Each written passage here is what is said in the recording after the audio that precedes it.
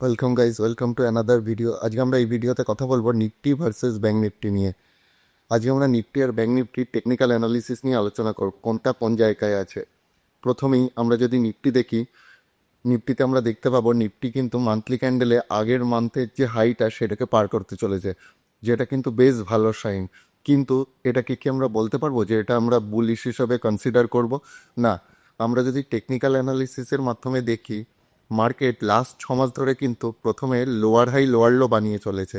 আমরা তখনই এটাকে বুলিশ ধরবো যখন মার্কেট একটা হায়ার লো বানাবে, অর্থাৎ রিসেন্ট যে লোটা বানিয়েছে তার ওপরে একটা লো বানাতে হবে, হায়ার লো। তখন আমরা এটাকে বুলিশ হিসাবে ধরব। আবার এর উল্টো দিকে আমরা যদি ব্যাঙ্ক নিফটি দেখি, ব্যাঙ্ক নিফটি কিন্তু বেশ স্ট্রং।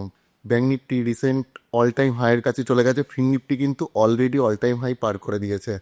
আজকে 19 এপ্রিল এইচডিএফসি ব্যাঙ্ক আর আইসিআইসিআই ব্যাঙ্কের কিন্তু রেজাল্ট, সেই রেজাল্ট ভালো আসার কথা। আইসিআইসিআই ব্যাঙ্কের বেশি রেজাল্ট ভালো আসার কথা। যদি রেজাল্ট ভালো আসে, আমরা দেখতে পাবো আগামী দিনেই হয়তো bank Nifty all time high পার করে দেবে। সুতরাং নিফটির থেকে কিন্তু ব্যাঙ্ক নিফটি বেশি স্ট্রং, আর ব্যাঙ্ক নিফটি ভালো পারফর্ম করলে নিফটিও কিন্তু খুব ভালো পারফর্ম করবে আগামী দিনে।